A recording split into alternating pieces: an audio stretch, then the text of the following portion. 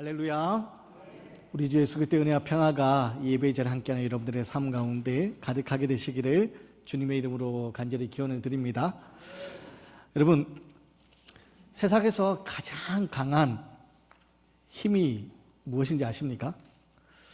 세상에서 가장 강한 힘이 바로 사랑의 힘입니다. 특별히 한 글을 읽었는데요. 그 글을 잠깐 먼저 소개해드리면, 네덜란드에 엘리나라는 78살 된 한 할머니가 계셨습니다. 78살 된 이 할머니가 평생의 소원이 하나 있었어요. 그 평생의 소원이 뭐였냐? 담배를 끊는 것이었습니다. 이제 어른이 되고 나서부터 담배에 손을 댔는데, 20살 때부터 담배를 폈겠죠. 그러면 50년 넘게 담배를 핀 거잖아요. 78살이니까 20살 때 피기 시작했다 할지라도 58년인데 평생에 담배를 못 끊은 거예요. 건강에 안 좋다는 것도 알고 몸에 안 좋다는 것도 알고 끊으려고 여러 가지 애를 써보고 또 클리닉도 가보고 때로는 금연 보조제도 먹어봤는데 이 담배를 못 끊는 것이었습니다. 아무리 해도 안 되더래요.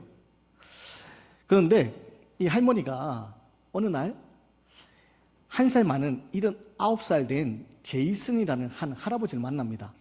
근데 사랑에 빠지신 거예요.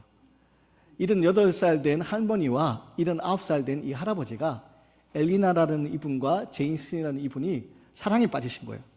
그래서 이 두 사람이 너무 뜨겁게 사랑하면서 이제 같이 있지 않고는 견딜 수 없는 그런 상황이 된 거예요. 근데 이 제이슨이라는 그 할아버지가 이 할머니의 결혼하자는 말을 안 하는 거예요.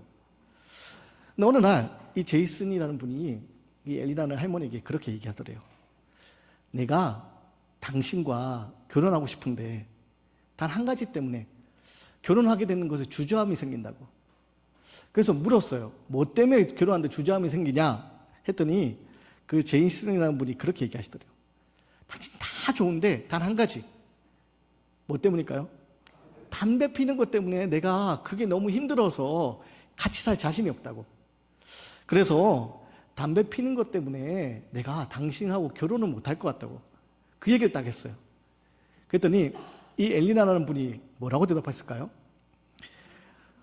그게 뭐가 문제냐고. 내가 담배를 끊으면 된다고. 딱 그 한마디를 하시더니 그때부터 담배를 끊으신 거예요. 여러분, 평생 담배 끊는 게 소원이었는데 담배를 끊지 못해가지고 애를 먹었는데 사랑에 빠지니까 그 사랑하는 사람이 담배 끊었으면 좋겠다 그 한마디에 담배가 50년 넘게 그렇게 끊어지지 않던 담배가 한순간에 끊어지게 된 거예요. 그리고 이 이야기가 사람들에게 알려지게 되면서 한 신문기자가 이 할머니를 찾아가서 엘리나라는 분을 찾아가서 인터뷰를 하게 됩니다. 그리고 인터뷰 기사가 신문에 실리게 되는데요.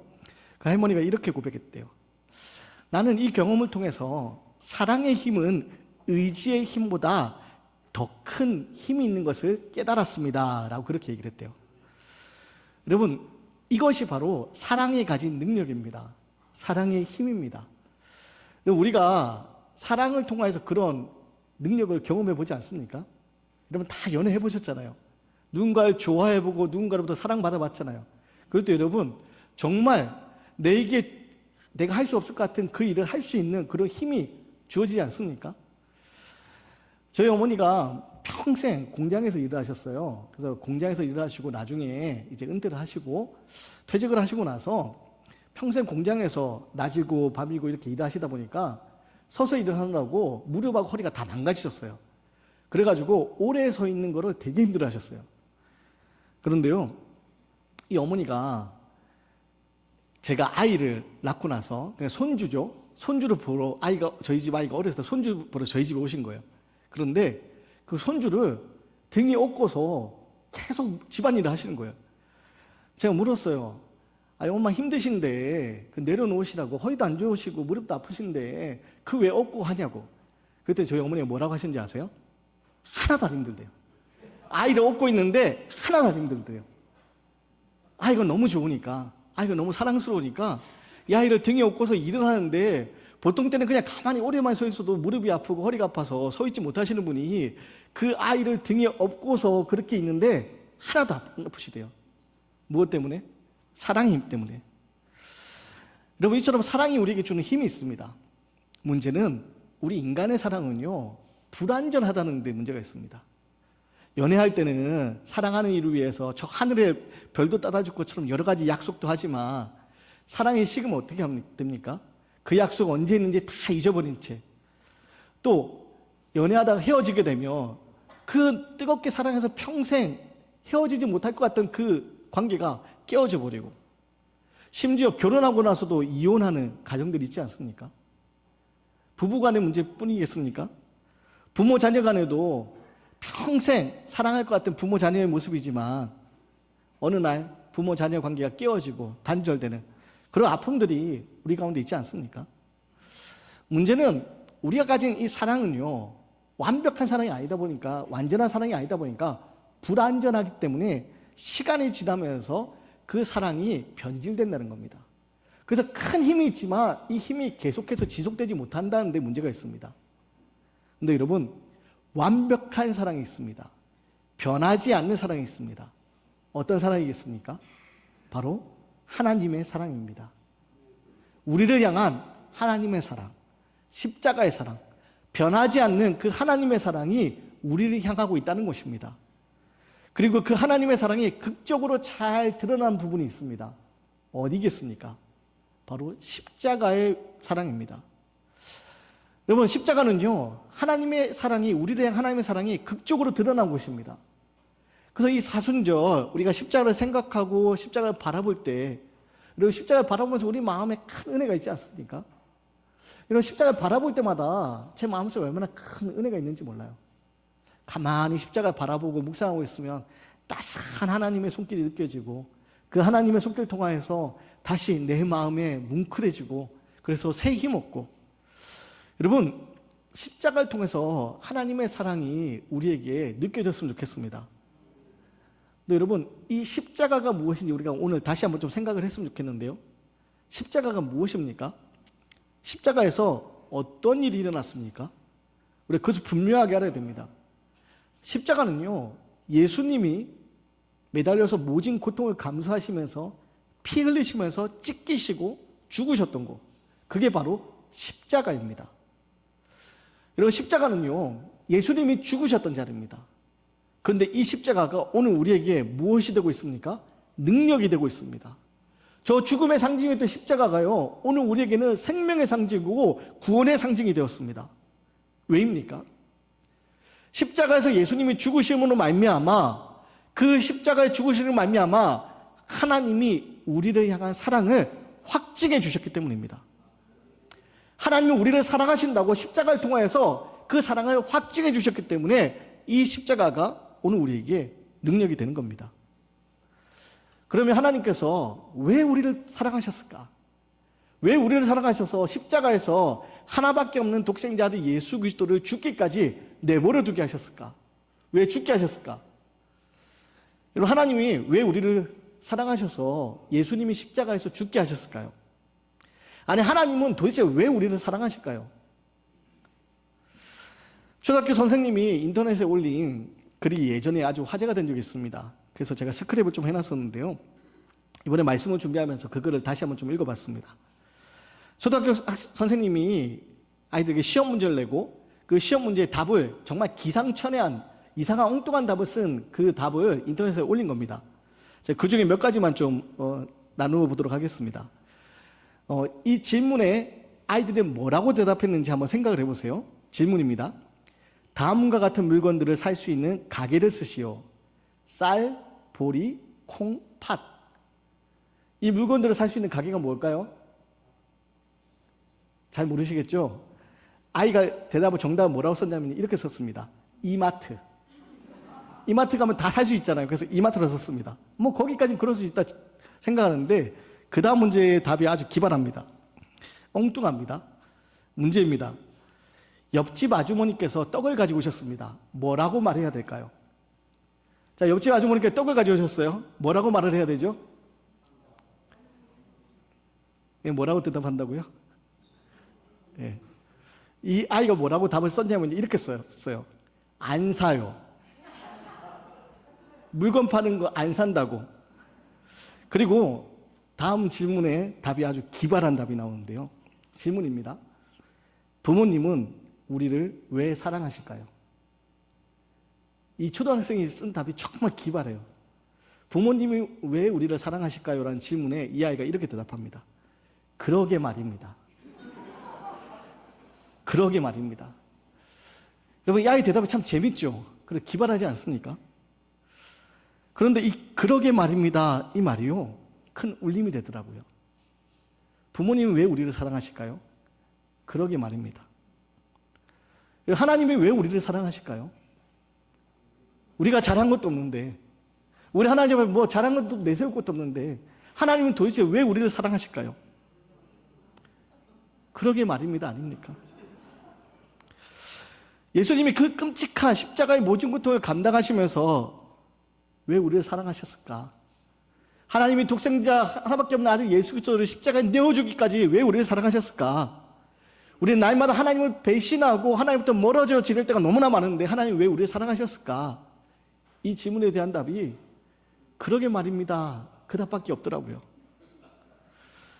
여러분, 하나님의 그 큰 사랑, 왜 우리를 사랑하는지, 하나님이 우리를 사랑하신 그 이유에 대해서 우리는 다 알지 못합니다.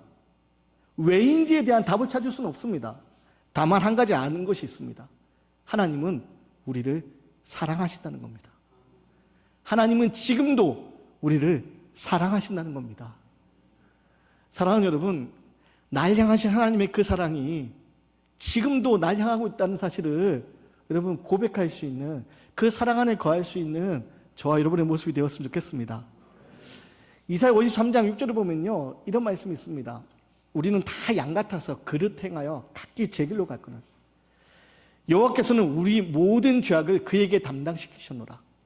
우리는 다 양 같아서 각기 제 길로 가며 죄 가운데 지내지만 하나님이 우리의 모든 죄악을 그에게, 예수 그리스도에게 다 담당케 하셨느니라.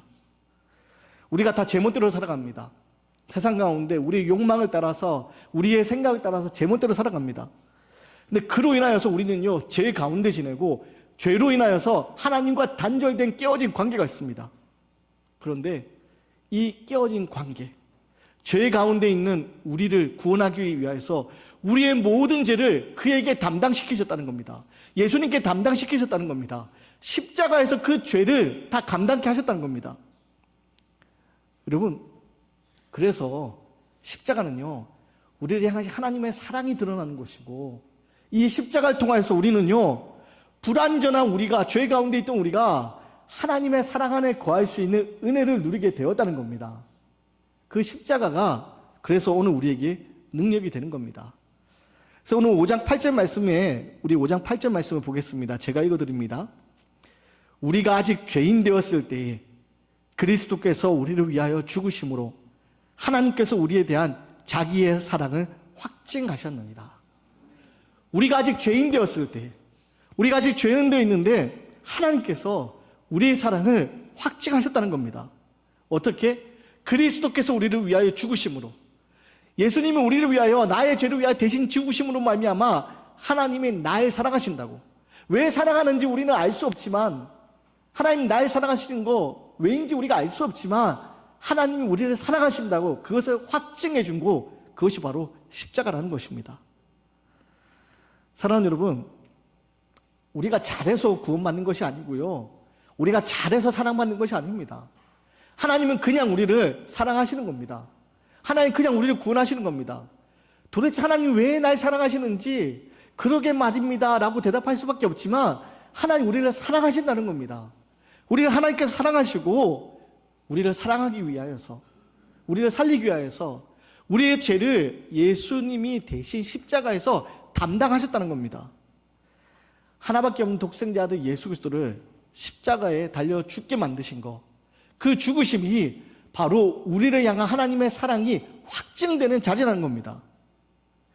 말로만 사랑한다가 아니라 우리를 구원하기 위하여서 독생자를 십자가에 못 박혀 돌아가시게 하면서까지 우리를 사랑한다고 나타내 보여주셨다는 겁니다. 그렇기 때문에 우리는 그 십자가의 사랑을 기억하고요, 그 십자가 사랑 안에 살아가면서 그 사랑받는 자로서 합당한 사람이 되어야 됩니다. 그리고 앞서 부모님이 왜 우리를 사랑하는지 그 이유에 대해서 그러게 말입니다 라고 하면서 부모님 날 사랑하는 것을 안다면 그 그 부모님의 사랑을 받는 존재로서 살아야 되지 않겠습니까? 마찬가지로 하나님이 날 사랑하신다며 왜인지는 알 수 없지만 그 사랑이 나를 향해 있다는 것을 알 수 있다며 그것을 우리가 고백하게 된다며 그 사랑받는 사람으로서 합당한 삶을 살아야 되지 않겠습니까? 그러면 우리가 사랑받는 자로서 살아야 될 삶의 모습이 무엇입니까? 그게 바로 오늘 말씀 1절에 나오는 말씀입니다. 우리 1절 말씀을 다 함께 한 목소리로 함께 읽겠습니다. 우리 1절 말씀 함께 읽습니다. 시작. 우리 주 예수 그리스도로 말미암아 하나님과 화평을 누리자. 오늘 성경은 뭐라고 얘기합니까? 하나님과 화평을 누리자. 사랑하는 여러분, 하나님의 사랑받는 자로서 우리가 살아야 될 삶의 모습이 뭐냐?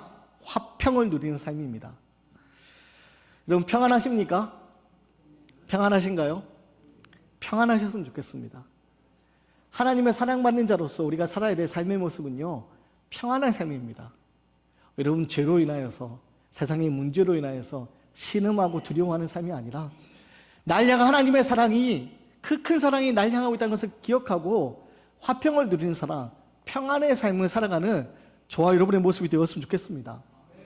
여기서 화평은요, 평화라는 말인데 이 말은 헬라어로 에이레네로, 히브리어로 우리가 말하는 샬롬의 평화입니다. 여러분 그리고 이 평화는요, 우리가 그냥 일반적으로 우리가 마음속에 어떤 아무 걱정 근심 없는 그런 상태를 이야기하는 것이 아니라 여기서 말하는 평화는요, 하나님과의 관계에서 우리가 누리는 평화입니다. 그렇기 때문에 이 샬롬, 이 에이렌의 이 화평의 삶은요, 이 평화의 삶은요, 우리가 어떤 상황에 놓여 있든지 어떤 상태에 있든지 하나님과의 관계가 올바르게 되어 있으며 누릴 수 있는 겁니다. 여러분 우리는 평화를 누려야 됩니다. 화평을 누려야 됩니다. 평안을 누려야 됩니다. 그런데 이것은요, 세상이 말하는 것처럼 여러 가지 조건을 통해서 얻는 것이 아닙니다. 하나님과의 관계에서 이루어지는 겁니다. 내가 아무리 힘들고 괴로운 자리에 있다 할지라도 하나님이 나와 함께 하시는 그 관계 안에 있다면 우리는 평안을 누릴 수 있는 겁니다.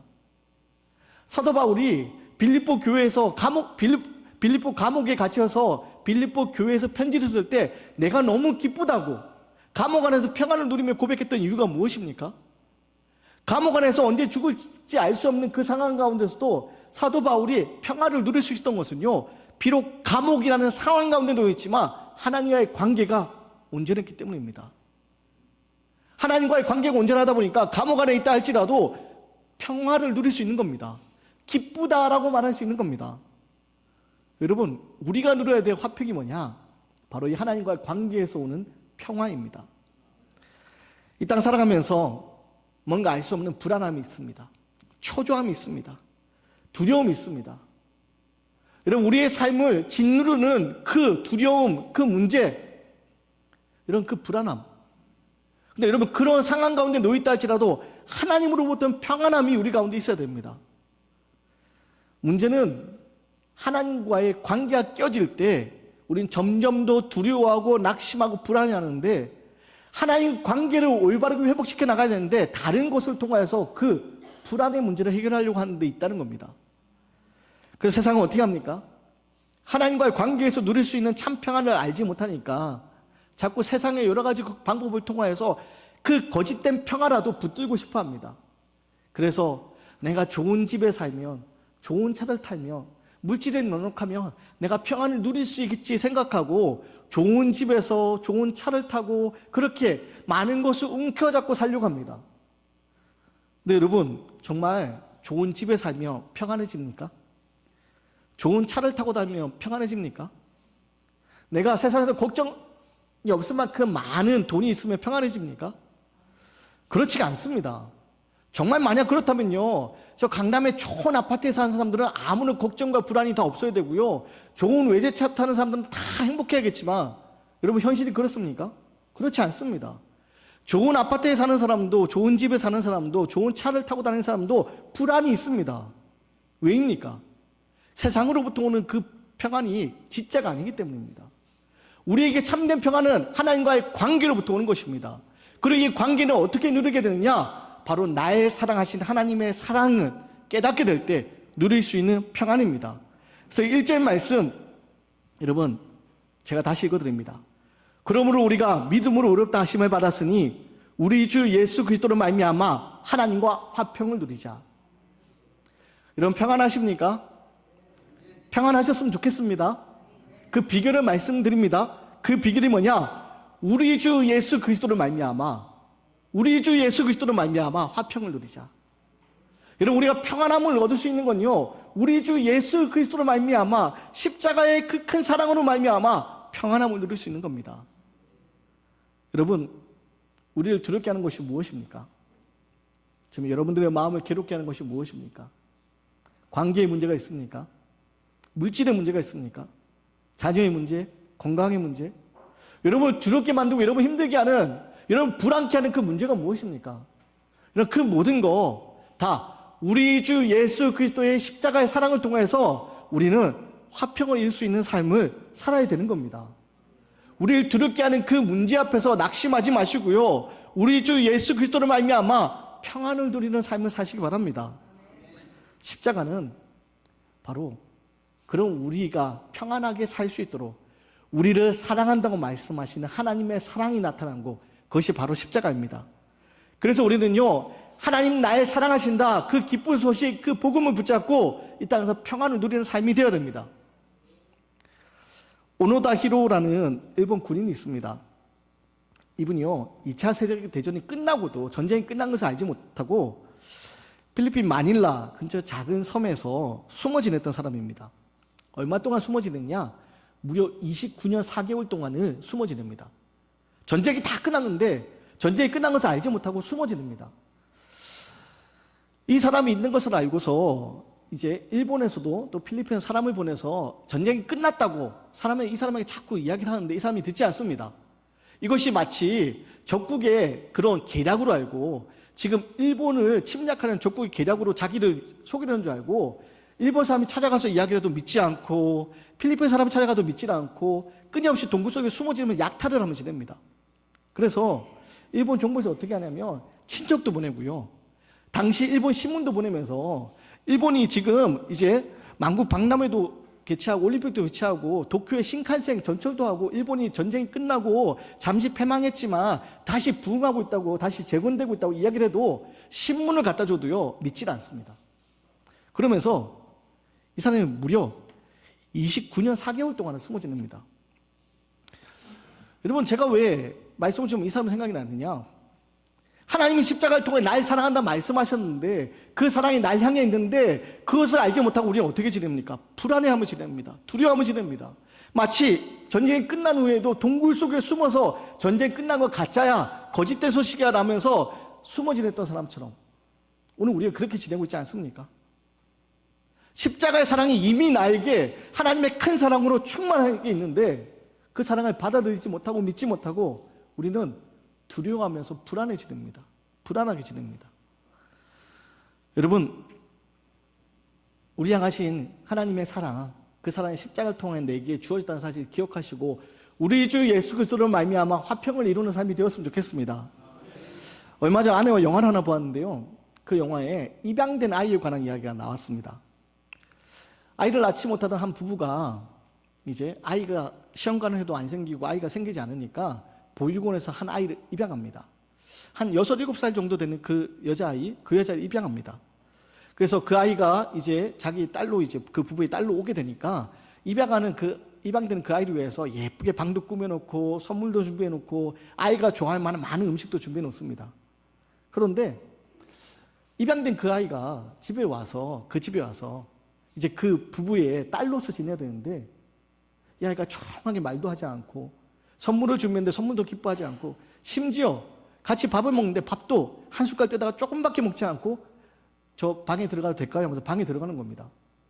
그래서 화면이 뭘 비추느냐, 조금밖에 먹지 않으니까 배가 고플 거 아니에요. 침대에 누워서 배가 고픈데 인형 하나 끌어안고 그렇게 배고프면 참으면서 그렇게 지내고 있는 거예요.